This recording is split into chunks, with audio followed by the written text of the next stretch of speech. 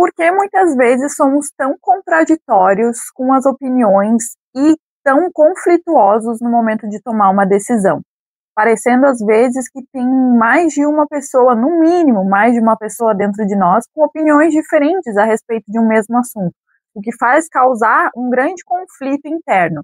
Da onde vem esse conflito interno se nós, teoricamente, somos uma pessoa só?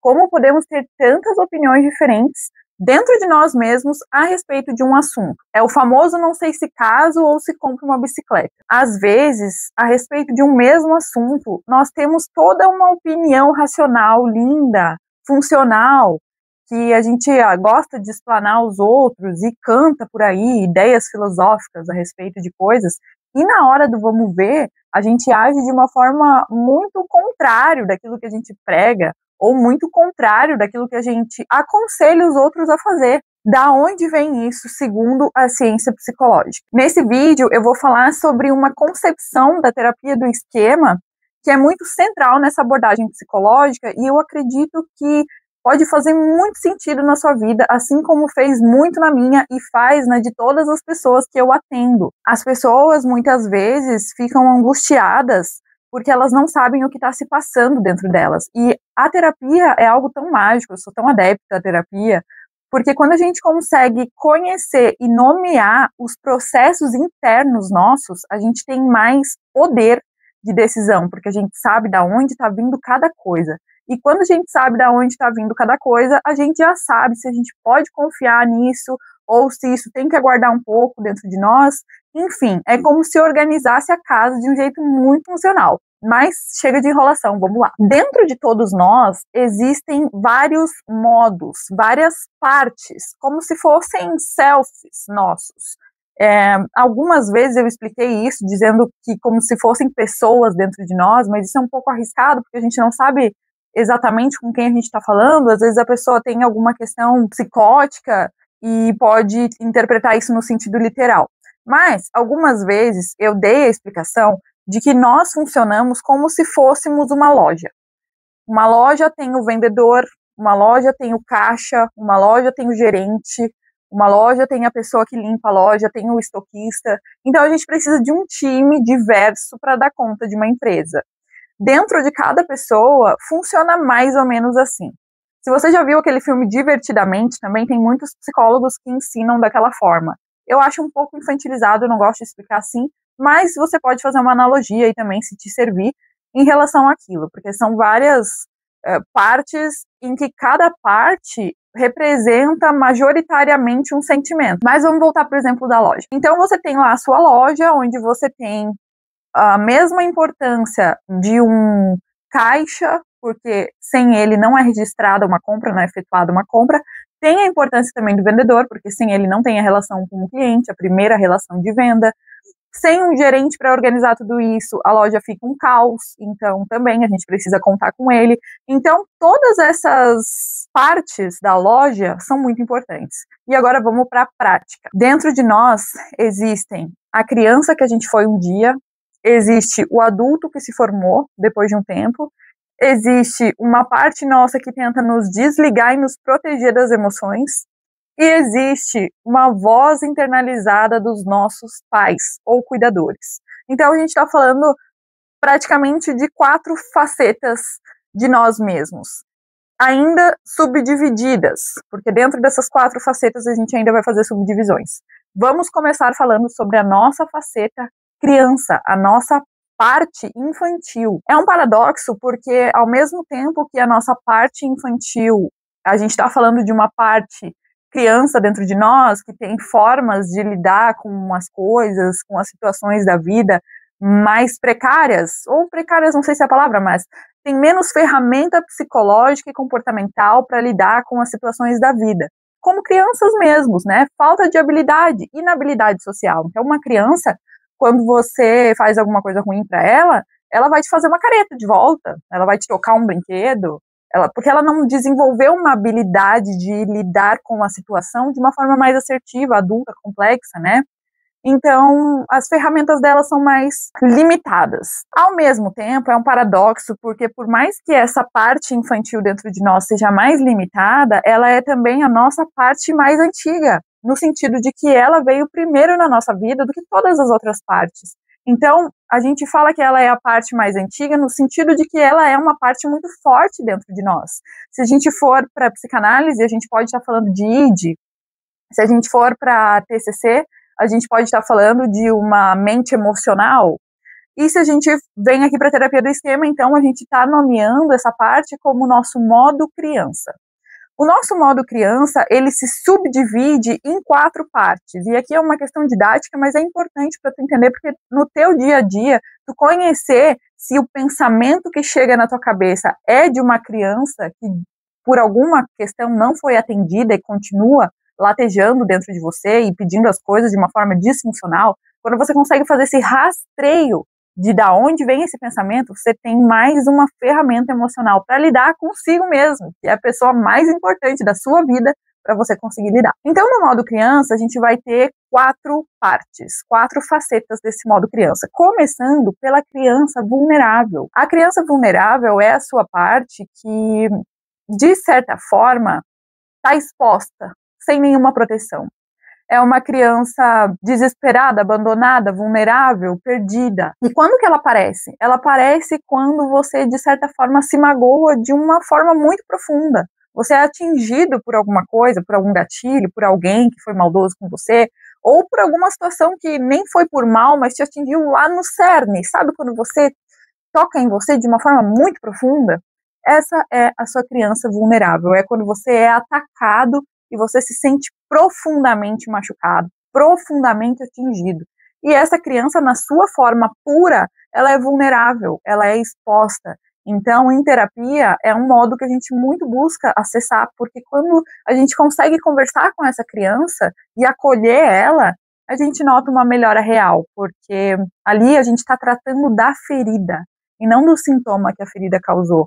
E não de uma questão secundária. Aqui é a causa. Essa criança vulnerável habita em todos nós. Algumas pessoas têm um contato direto com ela. Outras pessoas soterraram tanto esse conceito, essa face sua, porque foi tão difícil lidar com isso, que parece que as pessoas não têm essa criança vulnerável. Mas todos temos. Só que tem gente que tem um muro entre o que mostra ao mundo e a sua criança vulnerável. Vamos seguir o vídeo aqui falando da segunda parte nossa, ainda criança. Então, a subdivisão 2 da criança é a criança zangada. Criança zangada é aquela que, quando não consegue algo, aquela famosa cena típica do mercado, se joga no chão, esperneia, grita, quebra tudo, toca coisa em você, te desafia, é mal criada, bate o pé no chão, exige, cobra, aponta dedo na cara. Então é a sua parte que tem 0 ferramentas, 0 habilidade emocional, mas exige com raiva o que acha que merece receber. E é engraçado que a gente já vai fazer um link que a nossa criança vulnerável, ela geralmente é protegida pela nossa criança zangada. Então aqui a gente já tem a relação de uma parte cuidando da outra dentro de nós. E isso, se você quiser um exemplo prático, é muito fácil de perceber. Pensa você brigando com seu marido, por exemplo, num contexto em que você ficou com ciúme por algum motivo. Então, você cambia, você alterna de modos durante essa briga. Primeiro você tá lá chorando, por que você fez isso comigo? Isso não é justo. E daqui a pouco você entra no modo raiva. Porque você é assim mesmo, porque eu já deveria saber, porque você não tinha direito de fazer isso comigo. Aqui a gente observa um câmbio entre uma criança que estava ferida, machucada e chorando sem atacar, mas indefesa, e ela se transformando numa criança raivosa, porque quando a gente sai desse modo criança vulnerável, existe um alívio psicológico, porque é menos pesado estar com raiva do outro e culpar o outro do que simplesmente estar num lugar de dor, sentindo a dor. Então existe esse câmbio, é interessante também a gente fazer essa ponte. A terceira criança é a criança impulsiva ou indisciplinada, que também, assim como a criança raivosa, sabe que merece ter a sua necessidade emocional básica atendida e faz por onde receber isso, mesmo que seja de uma forma extremamente disfuncional. Então, de novo, como a gente está falando de uma parte criança, ela vai tender a agir de uma forma abrupta e sem ponderar consequências. Então, aqui a gente está falando, por exemplo, de adultos que, na sua conjugalidade, né, no seu sistema matrimonial, quando não recebem o que querem do parceiro, vão buscar de uma outra forma imediata, enfurecida, indisciplinada e sem ponderar consequências. Então, por exemplo, num caso em que um marido e uma esposa, né, estejam casados, e aí o marido começa a receber menos, a ter menos atividade sexual com a sua esposa, fica frustrado por isso, tenta conversar e ela, né, negligencia isso, ele entende que ele merece, pode receber isso e vai atrás de receber isso, independente de que isso coloque em risco o casamento dele, os filhos, né, enfim, todas as questões que vêm junto com o casamento. Então, a gente pode estar falando de uma criança impulsiva e indisciplinada, que é uma parte da pessoa de ir em busca daquilo que considera que merece de uma forma abrupta e sem considerar possíveis problemas futuros. O último modo da criança, então, o quarto modo, é a criança feliz. Essa é a sua parte positiva de criança, é quando você faz algo que te deixa tão bem que você se sente em êxtase. Tem muita gente que fala que isso é o modo flow. Então, é quando você está praticando algum hobby que te deixa extremamente feliz, está fazendo uma viagem que você sempre sonhou e você se sente uma criança mesmo fazendo aquilo, quando você está em alguma brincadeira ou fazendo algo que te encante. O nosso modo criança feliz é quando a gente está profundamente encantado, feliz, deliciado pela situação que está acontecendo. Agora a gente vai falar do segundo tipo de modo, então, que é o modo vozes disfuncionais. O que são as vozes disfuncionais? As vozes disfuncionais são os nossos cuidadores, geralmente pais, né, mas pode ser a pessoa principal que criou você, internalizadas. Então, durante a sua infância, primeira e segunda infância e adolescência, você passou a vida inteira ouvindo algo, ouvindo um ritmo cíclico do seu cuidador, dependendo de como foi a sua criação e a personalidade de quem te cuidou. Por exemplo, você passa a infância inteira ouvindo: vai estudar, menino? Você quer ficar burro, que nem seu pai? Vai estudar, deixa de ser vagabundo, sai dessa cama, olha que sujeira que tá isso daqui. Isso é uma divisão da voz disfuncional que se chama voz crítica e demandante. Nós temos duas subdivisões nessa voz, a crítica e demandante e a punitiva. Então, se você passa a infância inteira sendo criticado e demandado de uma forma disfuncional, muito provavelmente, a partir da sua adultez, você internaliza esses elementos para dentro da sua mente, do seu sistema psicológico, e aí não precisa mais ter aquele cuidador mandando você fazer as coisas. Você passou a ser o seu cuidador que se manda fazer as coisas, só que talvez de uma maneira nada gentil. A segunda voz disfuncional é a que vai te tratar, agora não com demandas ou críticas, mas de uma forma muito punitiva. No seguinte sentido: olha só, você não fez aquilo direito, né? Parabéns para você. Você merece mesmo esse problema que foi ocasionado por causa disso. Você deveria ter sido de tal forma, você não foi, então você tem mais é que se dar mal agora. Aí a gente já está falando de um sistema de punição que também foi instituído de forma remota na sua vida e agora está internalizado. É importante fazer um link aqui em que todos os modos que nós mapeamos dentro de nós, das pessoas, a ideia é que a gente possa administrá-los de uma forma a ter mais saúde nesse ecossistema emocional, a ter uma interligação e uma interrelação entre esses modos mais harmônica, fazendo com que o sujeito seja mais integrado e não seja, por exemplo, aquela pessoa que fala uma coisa, aconselha uma coisa e faz outra completamente diferente.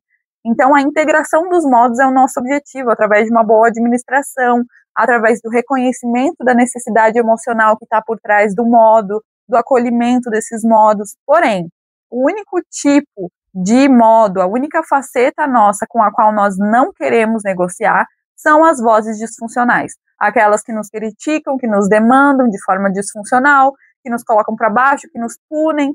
Por quê?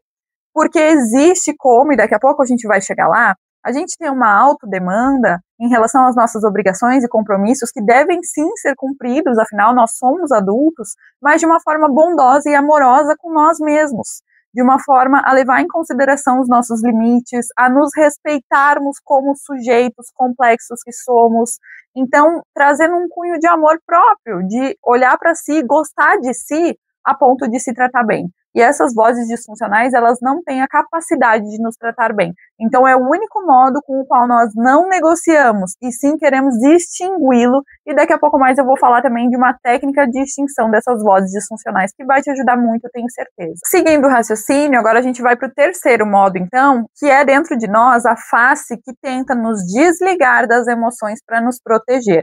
E o nome dele é protetor desligado, porque para proteger, ele desliga. Então, eu gosto de ensinar sobre isso no seguinte sentido. Pensa que o seu aparelho psíquico é como um sistema elétrico dentro de uma residência. E quando tem uma sobrecarga, o que acontece com o disjuntor? Ele baixa. Ele baixa porque bateu num fusível ali que reconheceu uma sobrecarga e ele desliga como modo de proteção. O nosso sistema emocional é muito semelhante. Quando ele sente algo que está muito difícil de administrar, que é muito forte, ele tenta desligar para resfriar a máquina, digamos assim. Como também podemos usar o exemplo do computador que superaquece e para de funcionar. Então, você está lá abrindo cada vez mais telas desse computador e ele superaquecendo, daqui a pouco ele simplesmente se desliga todo, porque senão ele vai pifar de vez. Então, é uma forma de proteger. E como que o protetor desligado age na nossa vida, né? Como que isso aparece? Isso aparece de várias formas.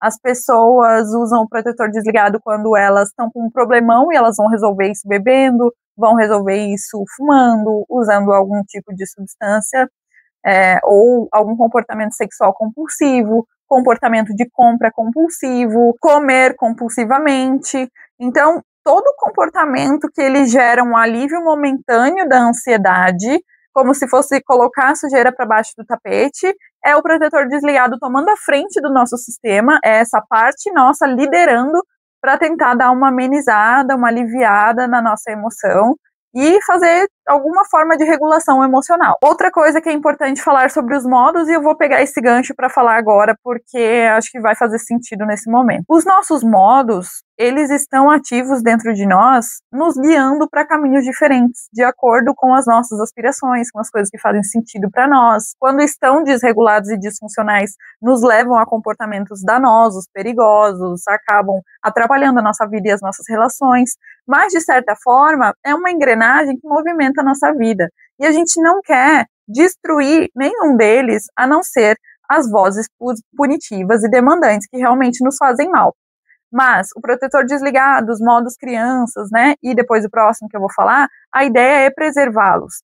Só que é saudável, é salutar que nós tenhamos alternância de modos, porque se só um modo governar a nossa vida, a gente vai ter uma desregulação também. Imagina só, se você passa a vida inteira no modo criança vulnerável, qualquer coisa, se cai um cisco no seu olho, você chora desoladamente, você chora muito. Então você é uma pessoa muito sensível, isso é chato, ninguém aguenta ficar perto de uma pessoa que é só de um jeito. As pessoas são de várias formas diferentes, em vários contextos diferentes, com várias pessoas e grupos diferentes. Você é diferente com seu amigo do trabalho do que você é com a sua esposa. Claro, você não é duas pessoas completamente diferentes, mas você é um pouco diferente. Cada um tem um acesso maior a um lado seu e tá tudo bem. É normal esse cambiamento entre modos. E é disfuncional quando a gente passa a vida num modo só. Então, se a gente passa a vida no modo criança vulnerável, é ruim. Se a gente passa a vida no modo criança zangada, sempre com raiva de tudo e de todo mundo e querendo jogar tudo pra cima o tempo todo, é ruim. E se a gente passa a vida no protetor desligado, abusando de algum comportamento ou de alguma substância, de alguma coisa, de uma forma repetitiva e compulsória, isso não é saudável para nós também. Então, é importante fazer esse adendo, né? Na terapia a gente busca a regulação e harmonização desses modos. Ainda temos os modos coping, que nós chamamos, que são os modos de estratégias de tentar lidar com os problemas. Nós basicamente utilizamos 3 estratégias para lidar com coisas que nos alarmam muito. E isso vem lá da biologia, muita gente já conhece, que é a resposta de luta, fuga ou paralisação. Então, diante de um estímulo muito alarmante, nós podemos lutar, e aqui nós chamamos isso de hipercompensação, que é quando a gente, por exemplo, se sente muito vulnerável, muito defeituoso em relação a algo, mas a gente lida com uma grande arrogância. Isso é uma forma de hipercompensar. Eu utilizo da arrogância para fingir que eu não me importo, para fingir que eu sou superior, porque na realidade, lá dentro, eu estou me sentindo muito ameaçado. Então, esse é um exemplo de uma hipercompensação do modo coping. Existe ainda uma forma de capitulador complacente. Esse é o nome do resignar, por exemplo, que é quando eu sinto um estímulo aversivo. Vamos usar esse mesmo exemplo da defectividade. Uma pessoa se sente extremamente ameaçada, insegura, e ela, ao invés de agir no modo hipercompensador e se mostrar arrogante e grande diante daquilo para poder enfrentar, ela resigna, ou seja, ela evita a situação, ela não vai no lugar, ela evita a festa, ela evita sair de casa. Então esse a gente chama de modo capitulador complacente, que ele vai estar fugindo aí do evento em questão. E por fim, o nosso último modo, e esse no exemplo da loja é o nosso gerente, e o objetivo é transformar esse modo no mais forte possível, para que ele tome conta e administre todos os outros, é o adulto saudável. O adulto saudável, apesar do nome dele ser adulto, ele veio por último, porque é quando o nosso neocórtex termina de se formar, lá pelos 22, 23 anos, quando a gente atinge a maioridade cerebral, a maturidade cerebral, e a gente tem aí uma condição de meta-análise, de pensamento superior, de pensamento complexo, ou pensar sobre o seu pensamento, né? A gente consegue se colocar em uma terceira pessoa, enxergar nosso próprio organismo de fora e fazer uma análise assertiva sobre as coisas. O nosso adulto saudável, ele é o responsável por fazer essa administração, por enxergar quando está vindo uma criança vulnerável abandonada, por enxergar quando está vindo uma criança raivosa, por enxergar quando está vindo um protetor desligado que quer afogar tudo de uma forma irresponsável, fora de timing. Então, esse adulto saudável é quem a gente vai focar em fortalecer para poder estar dando conta de todas as nossas partes de uma maneira que eleve o nosso tipo de comportamento na vida, de uma maneira que dignifique as nossas relações e traga mais qualidade, senso de autoeficácia, senso de pertencimento em grupos, tudo aquilo que um ser humano precisa para se sentir adequado, feliz, satisfeito. Não que o adulto saudável vá sempre se sentir satisfeito, porque muitas vezes a gente se colocar em lugares salutares, em lugares bons, não é muito confortável. Às vezes, para a gente se colocar em lugares bons, a gente tem que dar limite a quem a gente ama, a gente tem que saber se retirar de locais que são prazerosos e recompensadores, porque a gente não está mais nos trazendo coisas boas. Então, muitas vezes, ser um adulto saudável não é um show de alegria, mas são conquistas que nós queremos galgar enquanto adultos para estar dando um curso para a nossa vida, que é a nossa idealização de pessoa, é quem nós queremos ser, né? Então, assim, ter um plano de ser humano também é algo muito importante, algo que eu levo para os meus pacientes, uma visão clara de quem você quer ser, do que você quer atingir, de onde você quer estar. Então, basicamente, eu trouxe aqui os 10 modos, né, as 10 faces que vivem e operacionalizam o nosso sistema psicológico, para que você possa entender um pouco mais da onde vêm os pensamentos. Agora vamos pensar numa situação em que você tem um marido, vamos falar de relacionamentos, esse canal é sobre isso. Você tem um marido e você tem diversos sentimentos por esse marido. Às vezes você fica aliviada quando ele chega, feliz quando ele te trata bem. Às vezes você fica indignada com ele porque ele age de uma forma que não supre a sua necessidade emocional. Às vezes você olha ele de uma forma lúcida através do adulto saudável, você consegue enxergar que ele é um ser humano complexo, cheio de defeitos e qualidades. Às vezes você olha ele com os olhos do protetor desligado, você só não quer estar perto dele nesse momento, porque você precisa se regular, então você só quer a distância dessa pessoa, dar um certo ranço daquela pessoa, porque você precisa estabilizar o seu sistema emocional para depois fazer contato de novo. Então, daí que surgem o tanto de sentimentos controversos que a gente é capaz de ter por uma única pessoa, ou por uma única situação. Nós não somos um centro de gravidade permanente, nós temos essas várias partes nossas operando e muitas vezes entrando em conflito. Então, a gente conseguir entender sobre isso, cognitiva e emocionalmente, pode trazer um ganho muito legal. E eu tô encerrando o vídeo, e agora eu só vou falar uma última coisa, que é a técnica da vírgula, que eu falei para vocês que eu ia trazer antes, uma técnica de regulação emocional para quando as vozes punitivas e demandantes aparecem na nossa cabeça. Aquelas que te colocam para baixo, que criticam o seu valor, que te deixam inseguro. Tem uma coisa muito importante, que é o seguinte: nós nunca devemos brigar com pensamentos. Então, se vem um pensamento de desvalia, né, medindo o seu valor com uma régua pequena, colocando você para baixo, te tratando mal, um pensamento seu sobre si mesmo, autoderrotista, não é que você deve entrar em guerra com ele, porque isso não vai te ajudar de nenhuma forma, isso só faz o pensamento crescer. Aí entra a técnica da vírgula, ou seja, veio o pensamento, tudo bem, não briga com ele, ele já veio mesmo. Você olhou, observou ele, agora o que você faz é colocar uma vírgula e trazer uma certa forma de alívio realista para você mesmo. Como assim, Marina? Que papo de louco. Dá um exemplo. Por exemplo, vamos pensar que você deveria estar fazendo um trabalho nesse momento, um trabalho de conclusão de curso da sua faculdade. Vamos pensar assim.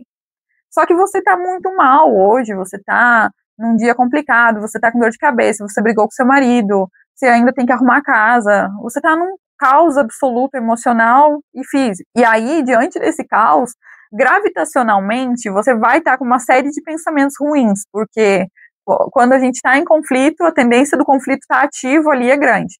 Então, o que você vai fazer? Veio um pensamento ruim. Ai, que coisa, mais uma coisa que eu não consegui fazer. Mais uma coisa para minha lista das coisas que fazer, isso só está se acumulando e tu não consegue fazer nada. Você se tratando assim. Vírgula. Sim, realmente, é mais uma coisa que eu tenho que fazer. Só que olha o que eu estou passando agora. Não é muito fácil estar passando por isso que eu estou passando. Poxa, deixa eu pensar em mim com um pouco mais de afeto. Eu estou passando por uma barra, eu estou me sentindo mal, então eu vou pegar um pouco mais leve comigo agora. As coisas não vão morrer. Eu tenho prazo, eu tenho mais prazo para esse TCC. Eu tenho prazo para arrumar minha casa. Eu preciso descansar. Acho que eu vou me distrair um pouquinho, vendo uma série que eu gosto, vou tentar relaxar minha mente, e amanhã eu vou estar melhor para conseguir fazer pelo menos uma dessas coisas. Percebe que aqui não veio um pensamento mágico, fantasioso, de positividade tóxica, do tipo, não, você é maravilhosa, eu sou linda, eu sou poderosa, eu sou incrível. Não, você não vai estar falando essa palhaçada na frente do espelho, coisas que a sua boca fala e o seu cérebro não acredita. Você vai trazer um alívio gradual, é a técnica da vírgula, um alívio gradual e realista, porque isso vai funcionar. Isso vai funcionar. Você ficar mentindo com palavras de positividade nas quais você não está em condições de acreditar nesse momento, não adianta, o seu cérebro é inteligente. Ele só vai acreditar em gerar um sentimento bom se for algo aproximado da realidade, algo que você possa acreditar. Então, essa é a técnica da vírgula. Eu pretendo fazer um vídeo só sobre ela, mais no futuro, mas se você já conseguiu entender um pouquinho, já vai aplicando aí para quando vier essa voz disfuncional e você não deixar ela tomar conta do seu sistema psicológico. Afinal, você é a pessoa, a consciência por trás, o adulto saudável que dá conta de todas essas facetas internas que você tem, e você vai sim, através da prática, conseguir manejar tudo isso de uma forma mais eficaz e assertiva, eu tenho certeza. É uma questão de processo. Todo mundo consegue, não é do dia para a noite, é uma questão de construção e empenho. Então, a respeito dos nossos conflitos internos e dos nossos modos, é isso que eu tenho para trazer hoje. Espero que tenha sido de utilidade. Essa é uma parte da psicoeducação pela qual as pessoas que fazem terapia passam.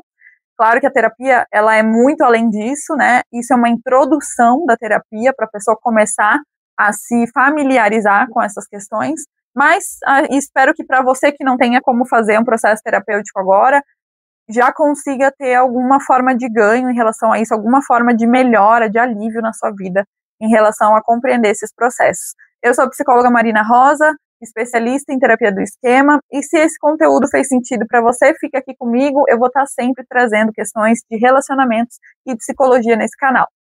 Um beijo e até a próxima.